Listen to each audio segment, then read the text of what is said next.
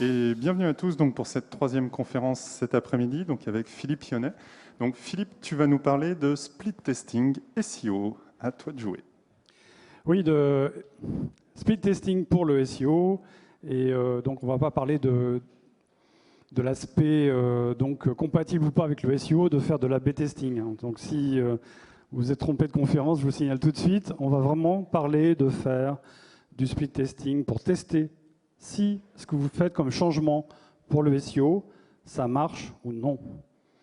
Bon, on rappellera à un moment donné si effectivement vous l'avez oublié, quelles sont les recommandations quand on fait de l'A/B testing pour que ça soit compatible SEO, comme ça, même si vous êtes trompé de conférence, on vous aurait les recommandations.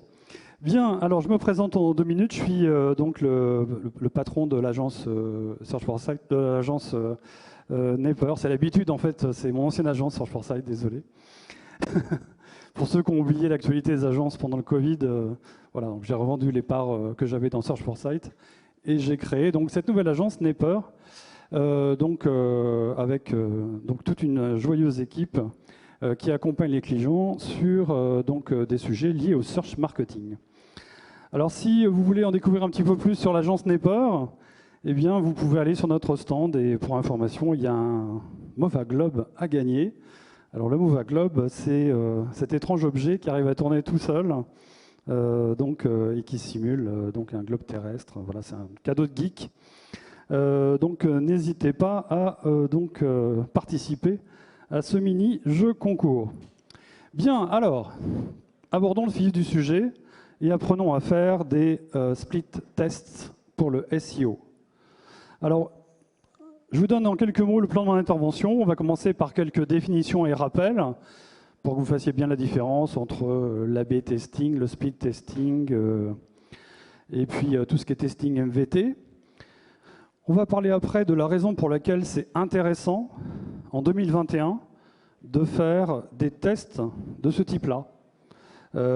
C'était sans doute beaucoup moins utile il y a 10 ans, mais aujourd'hui, avec les changements des moteurs, ça devient indispensable. Après, on parlera des spécificités des SEO split tests, parce que vous avez plein d'habitudes par rapport à l'A/B testing classique qu'il va falloir complètement oublier pour réussir vos tests dans le contexte de ces tests pour le SEO. On parlera après plus concrètement, mais comment est-ce qu'on fait? Comment est-ce qu'on fait pour construire vos applications de test et comment est-ce qu'on fait pour mesurer les résultats et les interpréter? Vous allez voir que ça fait appel à des modèles statistiques qui sont très différents de ceux qu'on utilise en A/B testing. Et c'est la magie de l'époque actuelle, ça fait beaucoup appel au machine learning et à l'intelligence artificielle, figurez-vous. Alors on utilise ces outils comme des boîtes noires, mais ces modèles qu'on utilise sont des modèles à base d'IA. Voilà, puis on fera à la fin une conclusion pour savoir justement c'est quoi l'évolution qu'on attend par rapport à ces applications et aux outils qui servent à le faire. Bien, alors quelques rappels de définition. Déjà, qu'est-ce que c'est qu'un test A/B? Sur un test A/B, on prend une page, une URL, et on va faire une modification sur cette page, et on va tester en fait ce qui se passe dans les cas où l'utilisateur tombe sur la page modifiée avec une seule modif, et les cas dans lesquels il n'y a pas de modification. Donc là, c'est le contrôle. Donc là, c'est une seule variation sur une seule URL. Voilà, et ça, c'est le test A/B. Le split testing, donc là, c'est ce qu'on va voir pour le SEO, c'est autre chose. Donc là, on compare des pages qui sont totalement différentes potentiellement. D'accord? Donc là, on ne fait pas une seule modif. Là, on compare les résultats de pages qui sont faites complètement différemment. Alors, c'est toujours une seule page quand on fait du split testing classique, mais cette fois-ci, on teste des changements globaux et pas uniquement un petit changement. Quand on teste plusieurs changements à la fois, ça ne s'appelait plus du split testing, mais du test multivarié, MVT en anglais. Donc là, on fait cette fois-ci des essais sur des variables qui changent. Ça peut être la couleur, le prix, n'importe quel élément de la page qui est changé. Et on fait tous ces tests en même temps, on regarde les statistiques, on essaie de voir quelle est la version qui fonctionne le mieux. Donc ça, c'est le testing multivarié. Donc là, ce qu'on va faire en SEO, c'est du split testing, c'est-à-dire qu'on va essayer de voir, quand on modifie complètement un modèle de page, est-ce que ça a un impact favorable pour générer plus de trafic SEO ou pas. Donc on ne fait pas de test sur un seul élément. Alors vous dites peut-être pourquoi ? Tester le SEO, ça prend du temps pour avoir des résultats. D'accord ? Il faut le temps déjà que Google ait crawlé toutes les pages de test. Et ça, sur beaucoup de sites, ça prend des semaines. Donc il faut attendre des semaines pour que véritablement l'impact SEO sur l'ensemble des pages qu'on teste soit mesurable et donc mesuré. Ça prend des semaines déjà de ce côté-là. L'impact SEO, c'est aussi attendre que Google ait recalculé les scores. Et comme vous le savez ou vous ne le savez pas, les scores chez Google, suivant de quoi on parle, eh bien, ces signaux peuvent être recalculés en quelques minutes, quelques secondes ou quelques semaines, voire quelques mois. Donc aux dernières nouvelles, il y avait encore des scores chez Google qui mettent jusqu'à 6 mois pour être mis à jour et recalculés. Alors généralement, sur ces tests-là, on n'attend pas les 6 mois puisqu'on est en train de tester des impacts qui sont beaucoup plus rapides que ça. Mais je dirais la durée d'un test, c'est toujours plusieurs semaines et en général, on est sur 2 mois pour être certain qu'on a la capacité de mesurer tout l'impact. Alors, je vous ai dit que j'allais vous le rappeler, les consignes pour faire du test AB classique et que ça soit toujours quelque chose de compatible avec un bon SEO. Donc, contrairement à ce qui traîne comme recommandation à gauche et à droite, on ne fait pas de cloaking quand on fait du test AB, d'accord? Donc ça, c'est très dangereux si Google ne tombe pas dans votre cloaking et s'aperçoit qu'en réalité, il y a une autre version.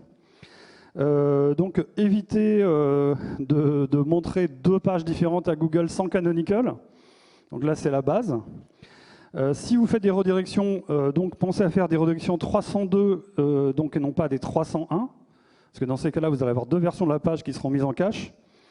Et limitez la durée du test pour que s'il y a un impact SEO, ça n'ait pas forcément de conséquences. Donc ça, c'est pour vous rappeler ce qui se passe sur de l'A/B testing classique, mais maintenant, on va parler du speed testing pour le SEO. Alors pourquoi c'est utile de faire ça ? Clairement, plus le temps passe, plus l'algorithme de Google change et plus il embarque de machine learning. Donc ça veut dire que les scores aujourd'hui qui pilotent la visibilité, qui pilotent les classements dans les pages de résultats, sont des scores qui tiennent compte de multiples facteurs à la fois.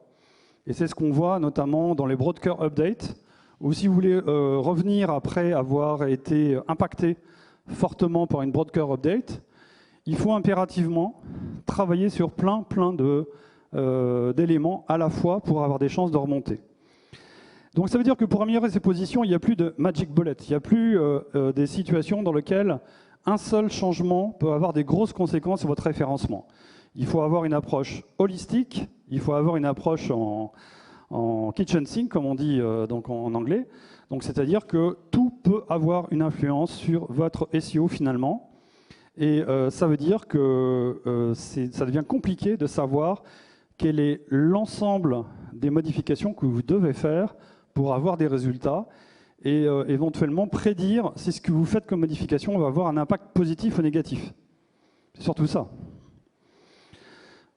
Et là-dessus, les SEO doivent devenir humbles. Donc moi, je vois encore beaucoup de gens qui raisonnent exactement comme il y a 10 ans. Époque où, en fait, le SEO, c'était suivre des recettes de cuisine. Ok, on se disait, améliorer les balise titles, ça va forcément avoir un impact positif sur le SEO. Et bien là, vous allez apprendre que ça dépend. Que mettre des H1, des HN, c'était absolument vital pour le SEO.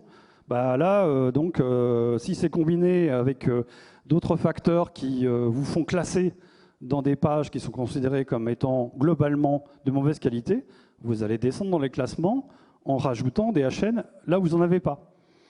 Donc ça, c'est quelque chose qui doit être pris en compte maintenant par tous les experts en référencement, c'est-à-dire que ça devient de plus en plus dur de dire tel changement est forcément bénéfique dans tous les cas. Donc si vous ne testez pas, vous ne le saurez pas. Donc aujourd'hui, savoir pourquoi vous avez été impacté par une broadcast update, c'est difficile, hein. Tous les gens qui ont vu leur classement donc baisser en juin, si vous leur demandez d'après toi c'est quoi l'explication, vous demandez ça à 10 personnes différentes, ils vont sortir 10 versions différentes. En réalité, personne n'est capable de le dire, et c'est dommage. Parce que pour certains, leur objectif, c'est quand même de remonter. Donc ça serait bien de savoir qu'est-ce qui peut marcher. Voilà. Donc aujourd'hui, si vous voulez être sûr, il vaut mieux tester. Bon, et puis c'est pas mal d'introduire un petit peu de rigueur en SEO aussi, hein, de rigueur un peu scientifique, d'arrêter de dire on croit que tel truc est forcément bénéfique, donc on va l'appliquer les yeux fermés. Il y a beaucoup de choses qui peuvent avoir une influence sur le SEO et qui ne sont pas les actions des spécialistes SEO.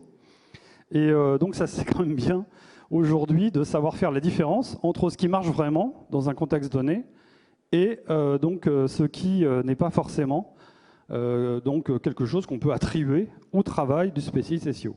Donc identifier les causes des améliorations et des dégradations, c'est clé. Et donc le problème, quand on fait des tests aujourd'hui, c'est qu'on s'aperçoit que la même optimisation lancée sur 2 sites différents va produire des résultats très différents. Donc sur le site A, c'est la cata, sur le site B, c'est génial. Même optimisation. Et c'est la situation qu'on rencontre. Et là, on affronte la vie des experts SEO aujourd'hui. C'est-à-dire qu'entre l'espèce de grande route toute tracée qu'on nous prédit et ce qui va se passer réellement, il y a une sacrée différence et il faut savoir justement comment trouver les optimisations qui vont vraiment avoir un impact à la fin. Et là, c'est pire. Quand on ne sait pas prédire, ça veut dire que vous allez être capable de faire ça. Oups, mon trafic SEO vient de chuter. Vite, vite, je fais une modif, d'après ce que je crois être une bonne modif. Et puis, parfois, ça a un impact pendant quelques temps. Et puis, en fait, vous avez aggravé la situation, vous ne le savez pas. Et 2 mois après, votre situation, elle a complètement empiré, alors qu'au départ, vous pensiez que vous alliez réussir à vous sortir de la situation. Et par rapport à ça, pourquoi c'est aussi compliqué? C'est parce que quand vous avez du machine learning à la clé, le moindre détail peut vous faire passer du statut de page considérée comme étant correcte, de qualité, légitime pour apparaître en tête des résultats, au statut de page spammy, parce que ça ressemble à toutes les pages spammy qui existent sur Terre. Un simple détail. Donc le truc de trop que vous allez ajouter sur la page peut vous faire passer des mauvais côtés. Bien, alors, en partant de ça, on va commencer à parler vraiment de split testing, comment est-ce qu'on le fait. Il faut noter les particularités par rapport notamment à la B-testing classique. Alors déjà, comment est-ce qu'on fait? Alors imaginez que ça, à gauche, c'est une liste de pages produits sur un site marchand. Donc là, on va faire un test pour savoir est-ce que le nouveau modèle de page produit, il est meilleur pour le SEO que l'ancien modèle. Donc là, on prend une page sur 4. Bon, souvent, on fait des tests, c'est 10%. Hein. On prend une proportion des pages suffisantes pour avoir une cohorte de pages avec assez de pages pour pouvoir se faire une idée statistiquement exacte. Et on garde un groupe de contrôle qui est l'ancienne page. Et alors les deux doivent être mis en place sur une durée suffisante pour, comme je l'ai dit tout à l'heure, le moteur Google ou le moteur Bing puisse avoir la possibilité de crawler l'intégralité des pages de test et calculer ses scores. Donc là, la durée du test, c'est plus quelques heures, quelques jours, donc au maximum 2 semaines comme sur un A/B test. Là, on est sur 2 mois. 2 mois, le temps que ça soit recrawlé. Voilà. Donc là, on part pour avoir la durée idéale sur la fenêtre de crawl plus 2 semaines. La fenêtre de crawl, c'est le temps qu'il faut attendre pour qu'au moins 90% des pages ait été recrawlé. Donc voilà, donc ça c'est souvent sur des sites, sur des gros sites, on a du 15 jours en fenêtre de crawl, et sur un site moins important, avec moins de PageRank, on va être sur du 4 semaines, 6 semaines, et donc c'est comme ça qu'on arrive aux 2 mois. Alors, autre particularité, les pages de test dont on parle là, on n'est pas en A/B test, hein. Il faut qu'elles soient crawlables, évidemment. Donc ça veut dire que le test, il est visible par l'utilisateur, les gens vont tomber dessus, et il est totalement visible par les moteurs, sinon à quoi bon? Donc on ne va pas pouvoir faire de test sinon. Donc pas de cloaking, le bot voit les nouvelles pages. Alors, il ne faut pas aller trop loin dans la cohorte de test. On a dit tout à l'heure, c'est souvent 10%. Parce qu'il faut assez de pages pour que ça soit statistiquement probant. Mais en même temps, si votre version nouvelle que vous êtes en train de tester, elle est pourrie, bah, vous allez tuer les visites SEO, les conversions, les ventes, etc. Donc si vous allez trop loin dans la taille du test, il faut penser à ça. Voilà, un conseil, pensez à canonicaliser la version de test vers la version normale au cas où votre dispositif, techniquement, a une faille. En fait, si jamais vous ne savez pas rediriger correctement les gens vers les versions de test, il faut qu'au moins ça ne bloque pas, quoi. Donc ça, c'est un élément. Alors comme il faut que la page soit crawlable, il y a un risque avec Google Tag Manager. Alors on peut faire du speed testing avec Google Tag Manager, c'est-à-dire créer la version de test et l'afficher grâce à du JavaScript appelé dans Google Tag Manager. Le problème, c'est que ça rallonge le temps de rendition et que si Googlebot est confronté à des temps de rendition trop élevés, il ne va pas être capable de voir une version de test complète. Et ça arrive avec des sites qui sont déjà lents. On ne peut pas faire de test de ce type-là avec des solutions en JavaScript. Donc si le site est rapide, aucun problème. Si le site est lent, c'est niet. Sinon, vous allez voir que votre version de test vue par Googlebot, ça va être la moitié de la page et pas la totalité. Et ça, c'est pas bon puisque ça ne sert à rien de faire un test dans lequel on ne voit pas tous les éléments du test.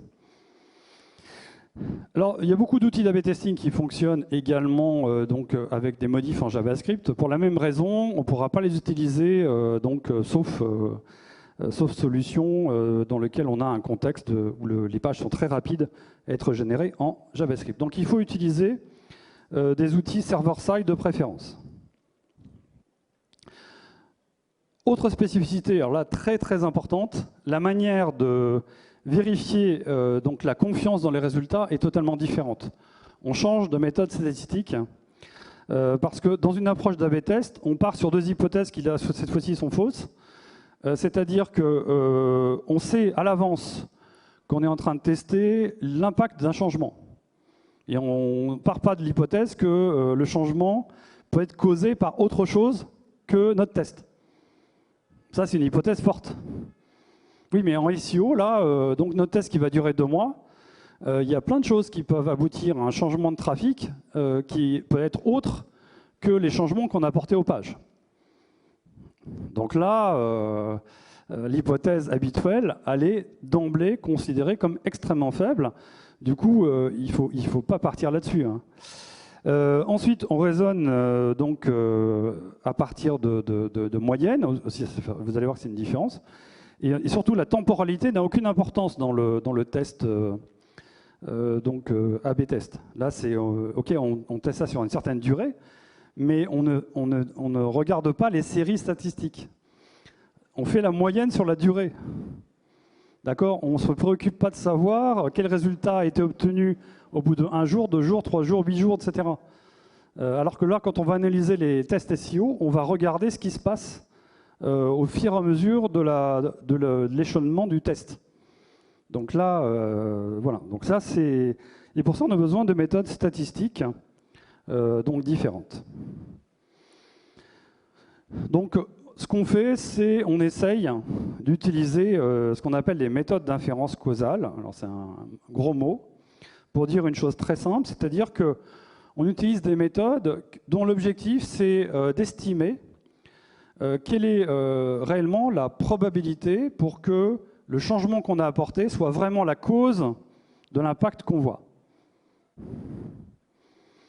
D'accord, l'inférence causale, c'est donc la relation de causalité.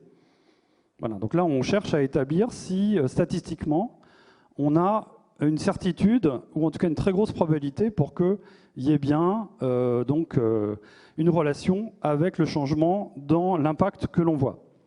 Alors pour ça, il y a différentes méthodes qui ont été mises au point et qu'on utilise en fait pour interpréter les résultats.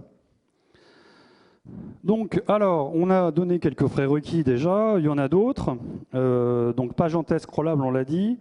Il faut des tests bien étanches, donc ça veut dire qu'on doit avoir donc du trafic qui va donc clairement sur certaines pages et pas sur d'autres, et pas de temps en temps sur l'une et de temps en temps sur l'autre. Il faut que ça soit vraiment des versions différentes qui dépendent de l'URL appelée en fait. Il faut un tracking parfaitement en place et fiable. Garbage in, garbage out, si les données que vous mesurez ne sont pas les bonnes, à la fin, vos conclusions seront fausses. Par contre, on peut raisonner en termes de mesure sur à peu près tous les indicateurs que vous voulez. Ça, c'est pas le problème. Donc, si vous voulez mesurer l'impact sur la visibilité avec un outil genre MyPoseo, Searchmetrics, Sistrix, ce que vous voulez, SEMrush, etc., c'est possible. Si vous voulez mesurer l'impact sur le trafic SEO, c'est possible. Si vous voulez mesurer l'impact sur la position moyenne, c'est moins utile, mais c'est possible. Les méthodes sont agnostiques de l'indicateur que vous êtes en train de tester. Bon, donc il faut définir donc, ce qui va être le changement, donc la version de test. Et là, c'est du speed testing. Donc, comme vous ne pouvez pas faire beaucoup de tests qui durent 2 mois par an, eh bien, vous allez tester plein de trucs à la fois. L'objectif, c'est de dire, c'est est-ce que la nouvelle version elle est réellement optimisée pour le SEO? Est-ce que j'ai intérêt à l'étendre à l'ensemble du site? Voilà, donc lâchez-vous. Hein. En termes de modifs, on teste tout. Parce qu'à la limite, savoir si c'est le H1, si c'est l'encore texte à tel endroit, si c'est le maillage, si c'est un impact par rapport au texte de contenu que vous avez rajouté, etc. À la fin, en fait, vous en fichez. L'important, c'est de savoir si la version elle est réellement plus optimisée ou pas. Voilà, alors si, ce qui est important aussi, c'est d'avoir des groupes de contrôle de taille suffisante. Globalement, ça ne sert à rien de faire ce genre de tests sur des sites qui font moins de quelques centaines de pages identiques, parce que là, vous n'aurez pas de taille suffisante pour avoir une fiabilité statistique de vos résultats. Alors, on a vu tout à l'heure qu'on pouvait faire des tests en utilisant du JavaScript et que c'était déconseillé. Alors, ce qui est conseillé, par contre, c'est de les faire en dynamic serving. Donc, le dynamic serving, ça consiste à dire j'ai une seule URL, mais en fonction de l'URL, ça va m'expédier vers ce template ou cet autre template, ou une autre instance logicielle qui va me fournir une page différente. Voilà. En fait, il y a un outil entre l'utilisateur et le serveur web final qui fait l'aiguillage.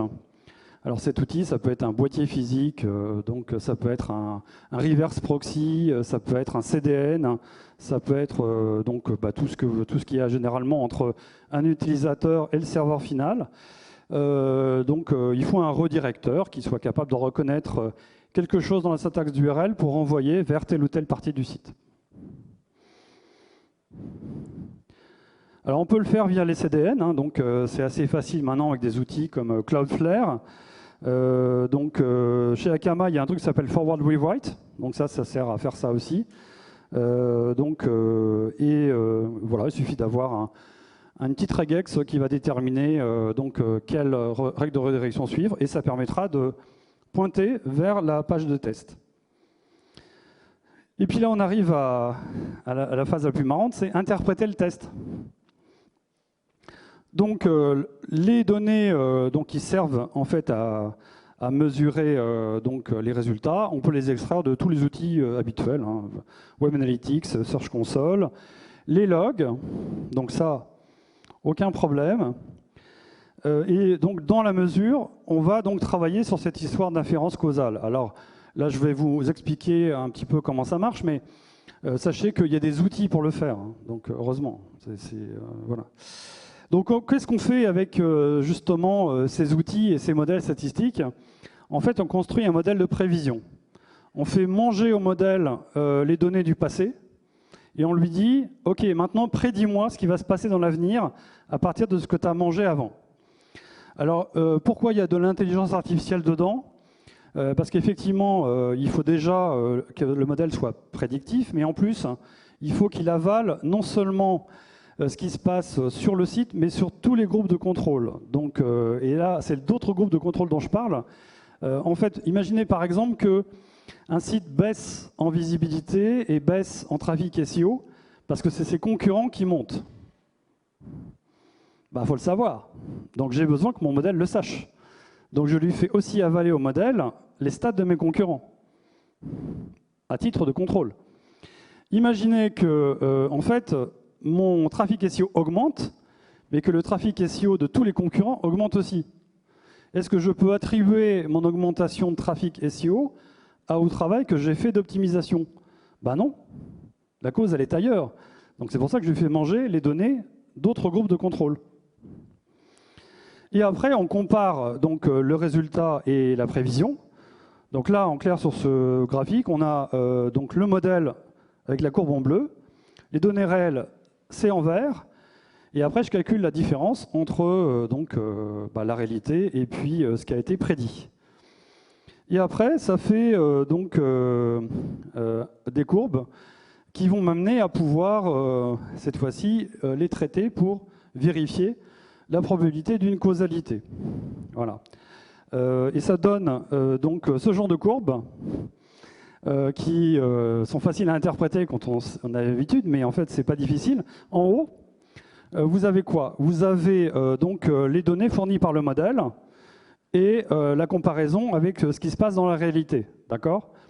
Et la zone qui est en bleu pâle, c'est donc les écarts qui sont prédits par le modèle, en disant, voilà, je prédis qu'au maximum, ça sera ça, au minimum, ça sera ça.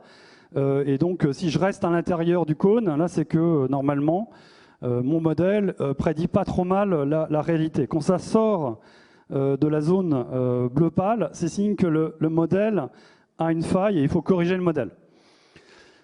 Bien, mais ça, donc au milieu, on ne voit pas grand-chose. Donc ensuite, au milieu, on va évaluer l'impact. Donc là, ça graphe la différence entre le résultat et ce que j'ai modélisé. Et donc, plus je suis en haut, donc dans cette courbe-là, plus j'ai d'impact positif. Et plus je suis en bas, plus j'ai d'impact négatif. Et à la fin, j'ai l'impact cumulatif. Et là, sur ce cas, c'est assez rigolo parce qu'on voit qu'au début, l'impact cumulatif, ça commence plutôt par un impact négatif. Et puis au bout d'un moment, ça devient positif. Et ça, on l'a tout le temps avec ces tests SEO. C'est-à-dire le fait que ce n'est pas forcément un long fleuve tranquille, les tests, et qu'au début, ça ne se passe pas forcément très bien. Puis au fur et à mesure, Google calcule ses scores, crawl plus de pages, et puis on voit qu'en réalité, le test, sur la durée, il devient positif. Donc là, on ne fait pas des moyennes sur un test en speed testing SEO. On regarde l'évolution dans le temps aussi. Donc là, à la fin, l'effet cumulatif, il est réel. Alors qu'au début, ça ne marchait pas. D'où l'intérêt de laisser tourner le test suffisamment longtemps. Alors pour information, les types d'approches dont je parle, ça a été énormément utilisé ces derniers temps pendant la crise de Covid-19 pour arriver à établir quel était l'impact des mesures qui étaient prises par les gouvernements. C'est le même problème. Il y a un monde, c'est un peu comme le SEO avec Google d'un côté, donc les concurrents de l'autre, etc., dans lequel il y a plein de variables. Qu'est-ce qui fait que le nombre de cas recule? Est-ce que c'est parce qu'on a décidé de mettre des masques à tout le monde? Est-ce que c'est parce qu'il n'y a plus de transport? Est-ce que c'est parce que les gens font attention? C'est quoi l'élément qui peut être attaché en termes de causalité? Donc là, c'est typiquement exactement les mêmes approches qui sont utilisées par les statisticiens pour arriver à renseigner les gouvernements sur l'efficacité des mesures qu'ils prennent en ce moment, pour arriver à dire, oui, il y a bien un impact du port du masque, il y a bien un impact de l'arrêt des transports, il y a bien un impact des mesures barrières. C'est exactement le même système.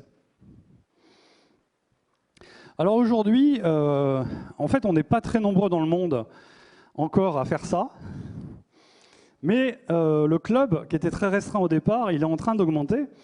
Donc je pense que dans quelques mois, on va encore avoir d'autres outils, mais il y en a déjà pas mal sur le marché qui ont été créés. Donc les pionniers, ça a été Search Pilot, donc c'est les anciens Distilled, une boîte anglaise, qui ont lancé un premier outil qui s'appelait autrefois Distilled ODN.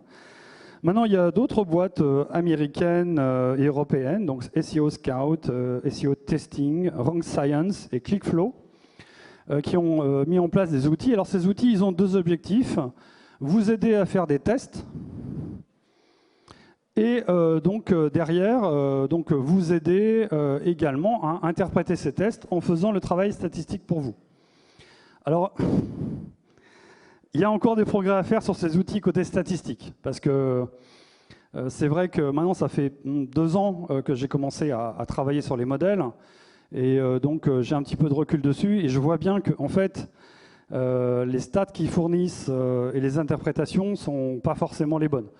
Ils sont plus dans la recherche pure de corrélation entre un événement et l'impact, que dans une interprétation en inférence causale exacte. Donc ça, c'est voilà. Donc méfiez-vous un peu des stats qui sortent de ça, mais c'est déjà pas mal d'avoir un outil permettant de faciliter les analyses.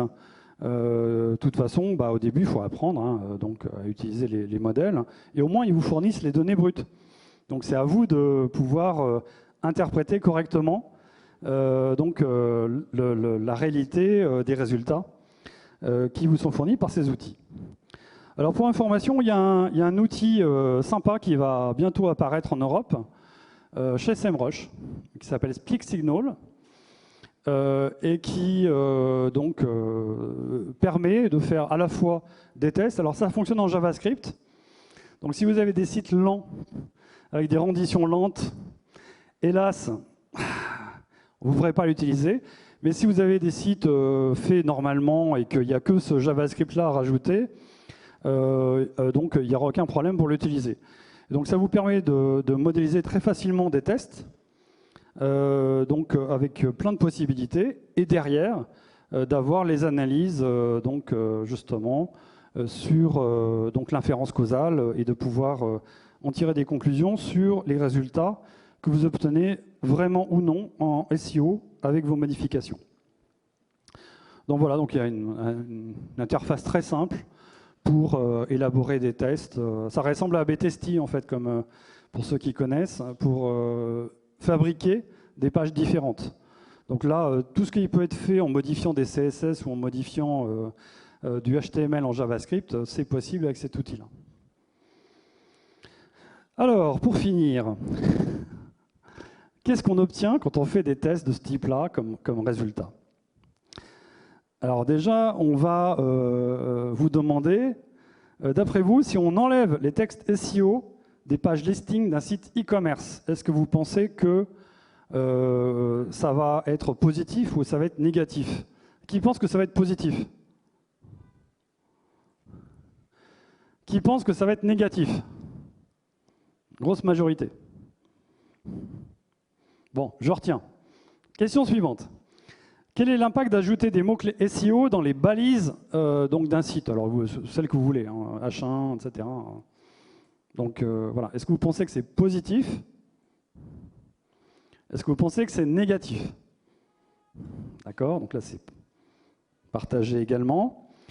Quel est l'impact d'un changement sur l'optimisation des images? Donc, par exemple, si vous mettez des mots-clés dans les balises alt, etc., est-ce que systématiquement, quand vous mettez des mots-clés dans les balises alt, est-ce que c'est positif ou est-ce que c'est négatif? Positif? OK. Négatif? OK. Allez, un dernier pour la route. Donc, on change le layout d'une page produit sur un site e-commerce, et là-dessus, on rajoute des call to action. Est-ce que vous pensez que c'est positif ou est-ce que c'est négatif? Positif? OK. Call to action en plus. Négatif. Ah, là, par contre, c'est clair et net. Bien, alors continuons. Quel est l'impact? Alors, bon, ça, je vais revenir dessus. Pour information, l'impact d'enlever des textes SEO des pages listing d'un site e-commerce sur tous les tests effectués, ça améliore le référencement dans la plupart des cas. Aujourd'hui, la plupart des sites sont suroptimisés sur ces points-là. Quel est l'impact d'ajouter des mots-clés SEO dans les balises d'un site? Figurez-vous que ça dépend. Il y a des sites sur lesquels vous allez avoir des résultats corrects et d'autres sur lesquels ça va être une catastrophe. Changement d'optimisation des images, on rajoute des éléments là-dessus. L'impact est toujours positif.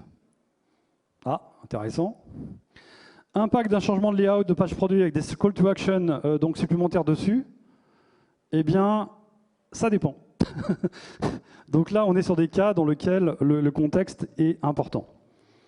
Vous trouverez d'autres tests qu'on a fait. Voilà, je vais arriver à la conclusion. Donc c'est une approche nouvelle, hein, les SEO Speed Tests, clairement. C'est terriblement efficace pour valider ce qui marche ou non en SEO dans un contexte particulier.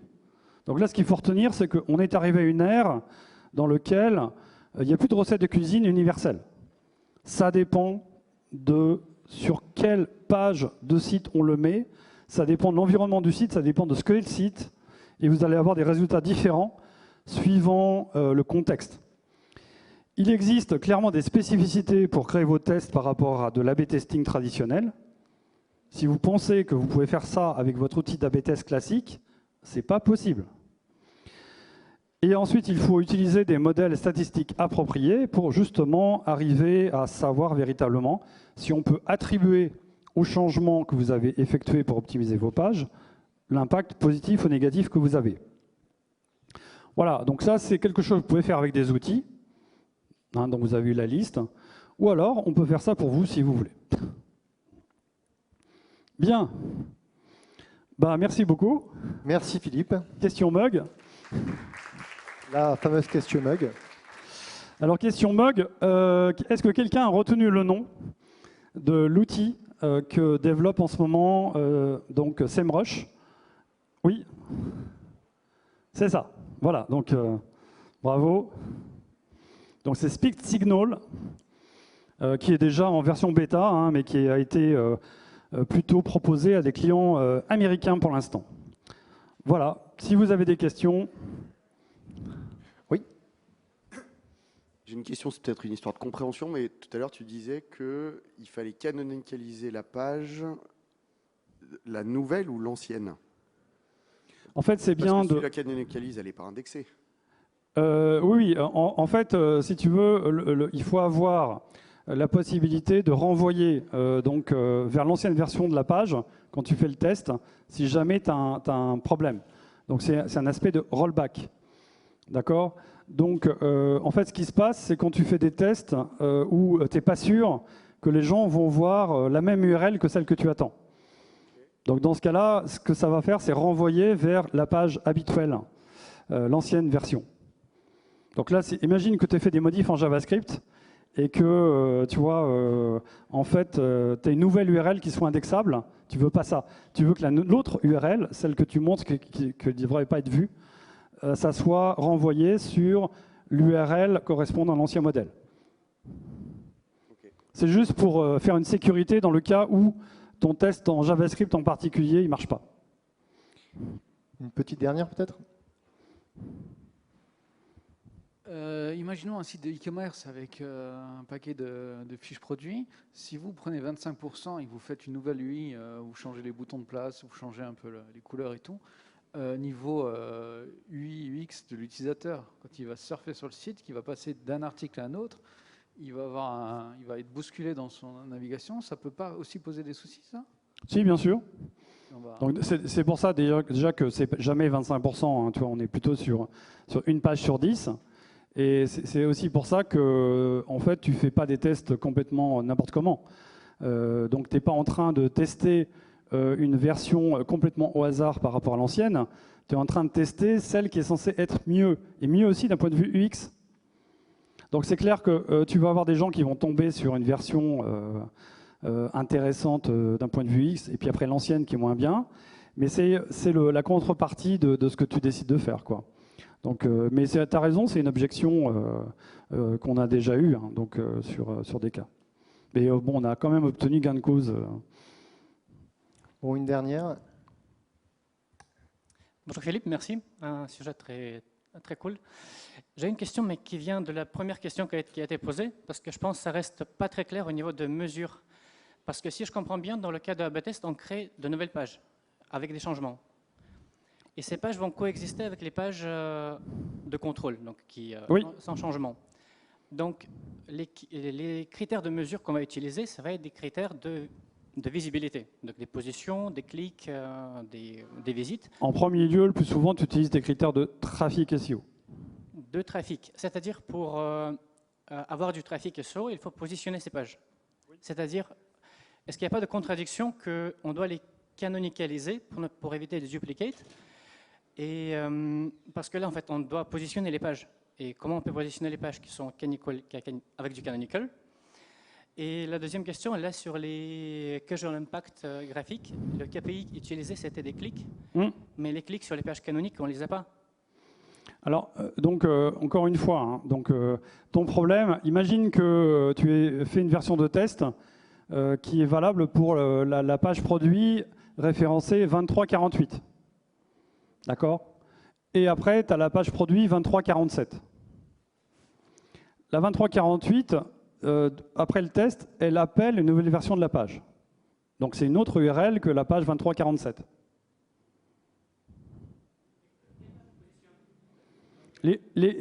C'est deux pages produits différentes pour des produits différents, et tu positionnes les deux, bien sûr.